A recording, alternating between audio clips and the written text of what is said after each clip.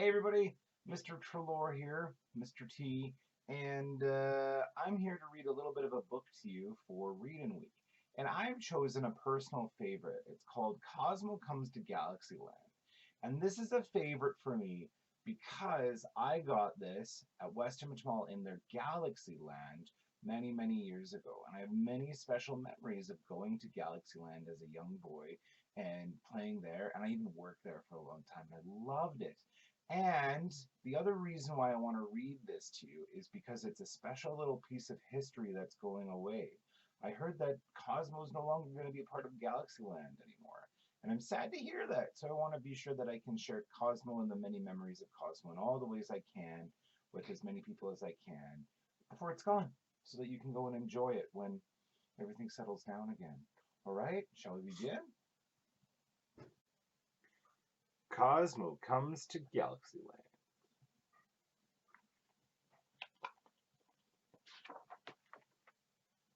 Written by Constance Mortenson, illustrated by Laurél Hawkswell.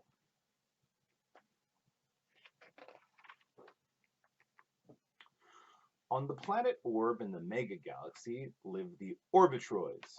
With funny antennae sticking out of their heads and spots all over, they all look the same except for the neon glow rings around their necks. Some rings are pink, others blue, yellow, or green. On holidays, they decorate their neon rings with little circlets of all different colors. Everyone on Orb has a name and a number to make it easier to keep track of them all. Number 1009, also known as Cosmo, is an Orbitroid with 1008 brothers and sisters and a very busy mom. Fortunately, each Orbitroid kid has a guardian star to watch over them and sound an alarm if they are in danger or up to any mischief. Cosmo's star is named Twink, and he takes her everywhere with him. Smart, fun, protective, that's Twink. His mom calls all the guardian stars her little helpers.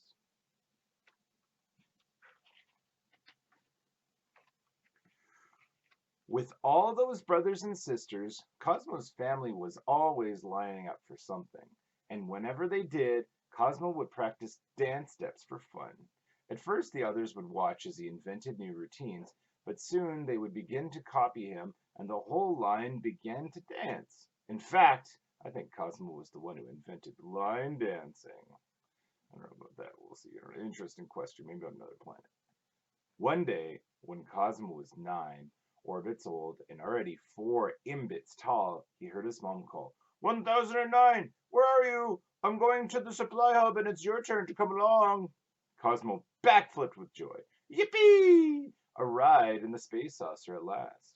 You have to understand that getting a turn is a very big deal when you have such an enormous family. Misting his antennae so Mom would think he had cleaned himself all over, he grabbed Twink under the arm and dashed aboard the saucer. His mother floated into her seat and called to Twink to come get her safety alarm reactivated. Cosmo was all eyes as he sat in the colored glass bubble beside his mother and watched her expert handling of the controls. Mostly she just pushed the buttons marked destination and automatic pilot, but sometimes she zoomed down to look into a garment display portal or whizzed close to a green circle so she could enjoy the scent of the trifles. These smelt a bit like something good to eat and made Cosmo's dots twitch. They stopped at depot after depot, and soon the saucer was piled high with supplies. All the while, Twink kept watch, but Cosmo got tired of just sitting looking at Orbitroid lookalikes. He fidgeted in his seat. Catching sight of Twink, he tossed her in the air and caught her. As he did, she bounced against the seat, and her alarm switched to off. Uh-oh. Neither of them noticed, nor had any idea of the awful consequences of this bit of fun. Finally, Cosmo's mother floated back into the saucer and pulled the glass bubbles shut. As they swished up to the last supply depot, Cosmo's mom said, "Pay attention to Twink, and please don't touch anything. I'll only be a second." Even Mom didn't notice that Twink's alarm light was out. Maybe if she hadn't said, "Don't touch," that one extra time, Cosmo wouldn't have been curious. We'll never know. Instead, he took a look in the pilot's glass and saw a map of the whole orb escape, including the hub and supply depots. Before Twink could blink, Cosmo gave it just a little twirl and wowee! There was a whole screen full of stars, moons, planets, and comets whizzing back and forth, whirling and dancing in the most exciting patterns. Some seemed to have faces, while others were just level whizzes of color and light. Now, this was definitely better than any video game he had ever played. In his excitement, he kicked off the stop pedal and whoosh! He was above the supply hub and off into the wild blue universe. To say he was scared is not strong enough. He was terrified, petrified, and utterly panic-stricken. As for Twink, with her alarm off, she was very ready for excitement and not thinking of her caregiving duties. She certainly did not put a check on what came next. At first, Cosmo's eyes were glued to the screen, and he clutched Twink so tightly that if she had been a screamer, she would have screamed now. To the left of the screen was a dial that brought things close or moved them far away. Now, if Cosmo had just lined up that dot with the supply depots and pushed destination, he would have been back in front of the hub before his mother even finished her shopping. But he was too nervous and too excited to be sensible.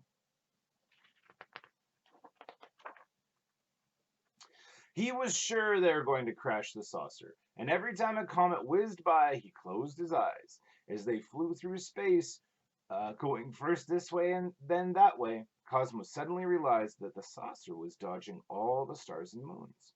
They would not crash after all. At this point, he began to enjoy himself and the wondrous view. Occasionally, he would snack on a food capsule from the supplies, especially the Mojos, his favorite treat in the whole universe. Most of the time, he just stared big-eyed out the view glass. Sometimes when a comet came too close for comfort, he would close his eyes and wish he was back smack in the middle of his big, warm, fuzzy family. Time went by. Cosmo checked his supplies. He had one fuel pellet left and had eaten most of the handy stuff from the back seat. He was thankful for the ship's huge supply of good, healthy juice to drink, but he was getting a bit bored with space. He even lost track of how many sleeps he had had. A Galaxy kid likes to romp and play. Cosmo tried standing on his head in his seat, but to do that, he had to unfasten his seat belt, and he knew that was not a wise thing to do. Could he ever use a little dance time now? He sat and dozed and hoped they would land before the last fuel pellet was used up. He did not know what would happen in that case, but he thought he had heard some really strange stories about orbiting the nearest planet forever and ever, or at least until he had shrunk to the size of an antenna pod. Oh, none of that sounds very fun, does it? Finally, Cosmo realized that something different was happening.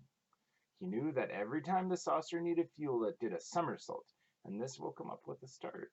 By now, it was slowing down and going into a slow roll. It was very dark outside. He looked cautiously out the window. In the moonlight, he could see a great expanse of the coldest-looking crystal white anyone could imagine. Back on Earth, there was crystal white only in the very high places. Do you think you know what that crystal white is? Maybe we'll find out. At first light, without any warning, wild colors started flashing out of the pilot center. A blare from the sound system jammed Cosmo's antennae, and a loud rumbling rose from deep in the saucer. The noise was terrifying. The lights were terrifying. When the saucer started to dart in one direction and then another, Cosmo was jerked and bumped and shaken. He clutched Twink in his arms and hoped her good luck powers were as strong as he had always pretended they were. What Cosmo didn't know was that this was his saucer's programmed response to an emergency landing situation. The saucer needed a place to land and needed it immediately. Any steep slope similar to the landing pads on planet Orb would work for a set-down. All the saucer scanners were out searching, probing, and flashing, trying desperately to locate a landing spot. Time was running out. Crash! Crunch! Boom! Just as the saucer was about to burst with its efforts, a scanning ray picked up a possibility. There was no time to consider. This had to be the spot. The saucer hurtled towards the slope. There was no fuel left for a gentle landing. The last command of the saucer's program was to double wrap Cosmo in a protective bubble in hopes that he would survive the landing. Little Twink, so used to being in charge of safety, was helpless without her alarm. It was this alarm that should have activated a whole series of rescue tasks, but was now letting her down completely. Oh, she could only hang on to Cosmo tightly and hope that her cushiony body would soften the landing for them both. Crash, crunch, boom! The saucer hit the slope roof of a huge building and crashed halfway through it. Smoke began to pour out in all directions. Cosmo was now hanging upside down by his seatbelt, and he was beginning to cough. He must get up quickly. Dizzy from the crash, he burst out of his seatbelt, the smoke all around him. Oh, that looks okay. He grabbed Twink and dived through an opening. Clutching a metal bar, he swung himself out into space, too afraid of the smoke to care where he would land. Thud! Almost afraid to look, Cosmo slowly opened his eyes to find he had landed safely on a platform at the top of a huge tower. But where was he? All around he saw flashing lights and swirling arches of steel. Was he dreaming? Then he looked down. He could make out the letters Galaxyd's.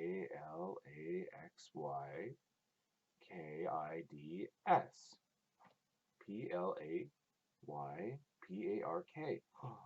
Oh, does anybody know what that spells? Galaxy Kids Play Park. Cosmo did not know it yet, but he had crash landed at Galaxyland in West Edmonton Mall, Edmonton, Alberta. He was standing 4 stories up on the tower in Galaxy Kids. Excitedly, he began to make his way down the tower, for he had even seen below him the perfect place to have lots of fun. Even the music was perfect. Perfect for dancing, that is. Despite the excitement of the colors, the music, and thoughts of dancing, his adventures had made Cosmo very tired. When his eyes found a whole mound of soft, cuddly fellows that looked just like his brothers and sisters, his exhausted little form squirmed right into the middle. It felt so good. His eyes began to close. Carefully, can you find the real Cosmo sleeping?